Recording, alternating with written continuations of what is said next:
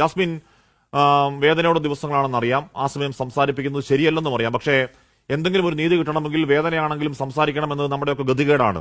Jasmine അന്ന് രാത്രി 1 മണിക്ക് ജാസ്മിൻ തന്നെയാണ് ഒറ്റയ്ക്ക് ബിസ്മീറിനെ ആശുപത്രിയിലേക്ക് കൊണ്ടുപോകുന്നത്. 1 മിനിറ്റ് പോലും പാഴാക്കാതിരിക്കാനായിരുന്നു അത്.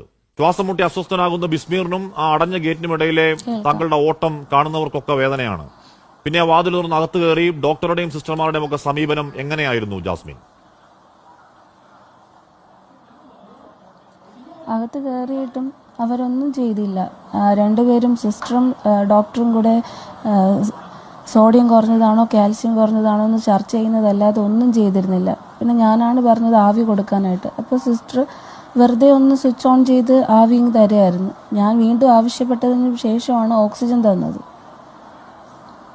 വീണ്ടും ആ സമയമൊക്കെ കുഴഞ്ഞങ്ങ് വീഴുമായിരുന്നു. അപ്പോൾ ആ സെക്യൂരിറ്റി അടുത്തുണ്ടായിരുന്നു. പുള്ളിക്കാരനോട് ഞാനൊന്ന് ഈ ഓക്സിജൻ ഒന്ന് പിടിച്ചു കൊടുക്കുമെന്ന് പറഞ്ഞിട്ട് ഞാൻ എൻ്റെ വീട്ടുകാരെ വിളിച്ചു. ആ സമയം പുള്ളിക്കാരൻ്റെ ബോധം അങ്ങ് പോയി. പക്ഷേ അവരൊക്കെ പറയുന്നത് എല്ലാം തന്നു എന്നാണ്. ഒരു രീതിയിലുള്ള ചികിത്സയും തന്നില്ല. അന്ന് എന്തെങ്കിലും ഒരു ഇത് ചെയ്തിരുന്നെങ്കിൽ ഇന്ന് എൻ്റെ ഹസ്ബൻഡ് എൻ്റെ കൂടെ ഉണ്ടാവുമായിരുന്നു. അവിടെ നിന്ന് മെഡിക്കൽ കോളേജിലേക്ക് പോകുന്ന ആംബുലൻസിൽ ഓക്സിജൻ സിലിണ്ടർ പോലും ഇല്ല. ആംബുലൻസിലോട്ട് കയറ്റുന്ന വഴി ഈ പുള്ളി ഫുള്ള് ബോധം പോയിട്ട് മൂക്കിൽ നിന്ന് ഇങ്ങനെ പത വരുന്നുണ്ടായിരുന്നു. ആ സമയം ഞാൻ പറഞ്ഞു ഒന്ന് CPR കൊടുക്കുമെന്ന് ചോദിച്ചിട്ട് ആരും ഒന്നും മൈൻഡ് ചെയ്യുന്നില്ല.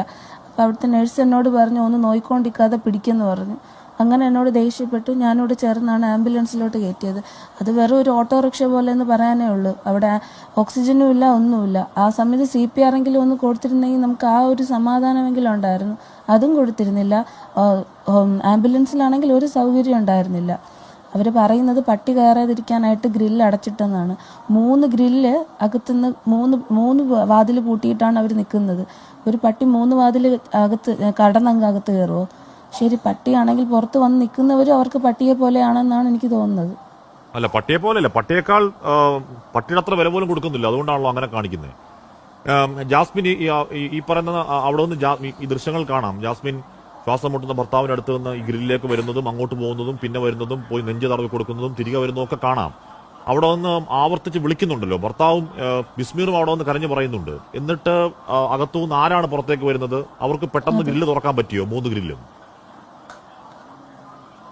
ഇല്ല, അവർ ഉറങ്ങിക്കിടക്കുമായിരുന്നു. നന്നായിട്ട് ഉറക്കത്തിലായതുകൊണ്ട് അവർക്ക് വാതിൽ പെട്ടെന്ന് പൂട്ടിങ്ങനെ തുറക്കാൻ പറ്റിയില്ല. അപ്പം ഞാനിങ്ങനെ ആവർത്തിച്ച് വിളിക്കുന്നുണ്ടെന്ന് ഓടി വരൂ എന്ന്. അപ്പോൾ എൻ്റെ ഹസ്ബൻഡ് ഇങ്ങനെ ഉറക്കെ രക്ഷിക്കണേ, എനിക്ക് മക്കളുണ്ടെന്നും പറഞ്ഞിട്ട് കീറി വിളിക്കുന്നത് കേട്ടിട്ട് പുറത്തുനിന്നൊരു സെക്യൂരിറ്റിയാണ് വന്നത്. അയാൾ വന്നു കഴിഞ്ഞതിന് ശേഷമാണ് ഇവർ ഈ 3